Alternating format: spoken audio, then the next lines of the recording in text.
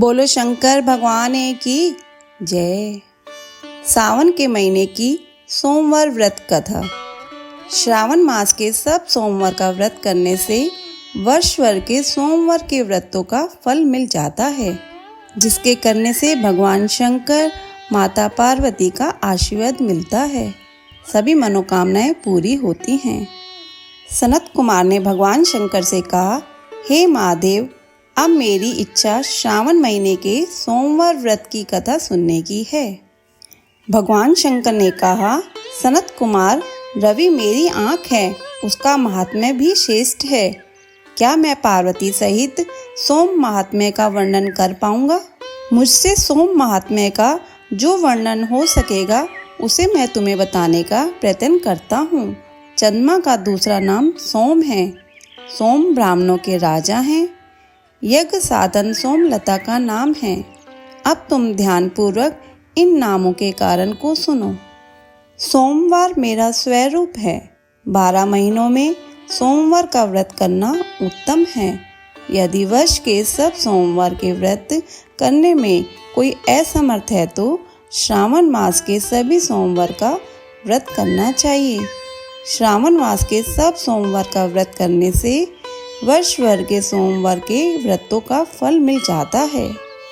श्रावण मास के सब सोमवार का व्रत करने का संकल्प करके प्रति सोमवार की शाम को भगवान सदाशिव महादेव का अर्चन करें।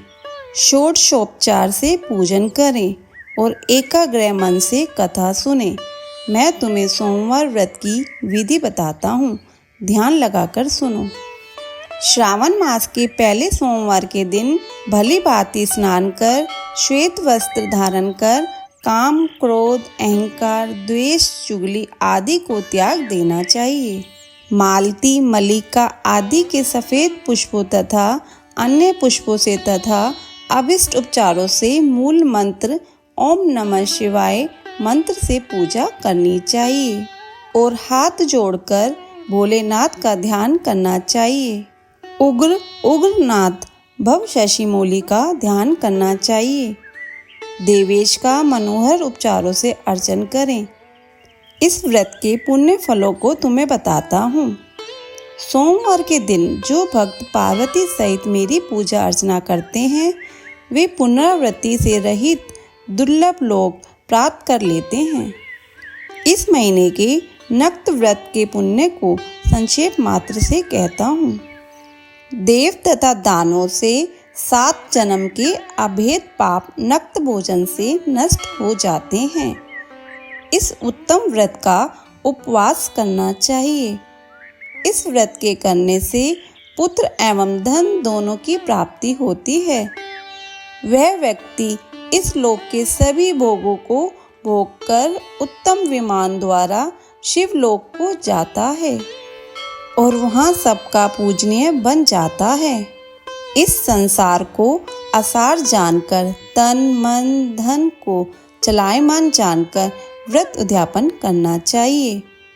धन का लोभ और मन के मोह को त्याग कर अपनी शक्ति के अनुसार भगवान शिव पार्वती की वृक्ष पर स्थित स्वर्ण की प्रतिमा बनानी चाहिए।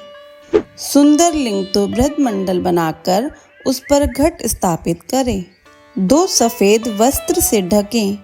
घड़े के ऊपर तांबे या कांसे का पात्र रखकर उसके ऊपर स्वर्ण निर्मित शिव पार्वती की प्रतिमा रखें।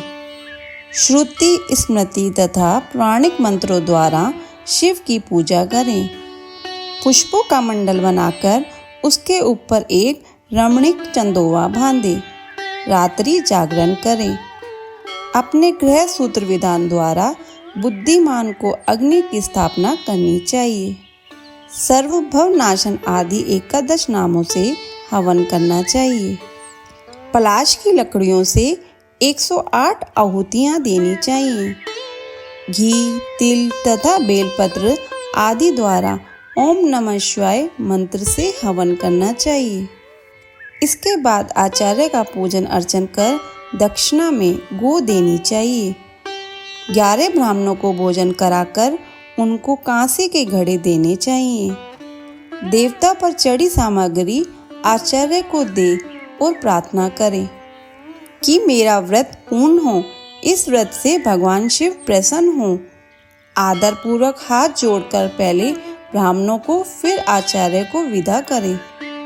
इसके बाद बंधु बांधवों सहित भोजन करें। जो विधि विधान से इस व्रत को करता है उसकी सारी इच्छाएं पूरी होती हैं। अंत में वह उत्तम विमान में बैठकर शिवलोक में जाता है, जहां उसे आदर सम्मान प्राप्त होता है। सबसे पहले सोमवार व्रत को भगवान वासुदेव ने किया था। सोमवार व्रत के महात्म्य को जो प्राणी सुनेगा वह भी इस व्रत के फल का भागी होगा। बोलो शंकर भगवान की जय। बोलो माता पार्वती की जय। बोलो शिव परिवार की जय। ऐसी कथा और कहानियों के लिए हमारे चैनल को सब्सक्राइब करें। धन्यवाद।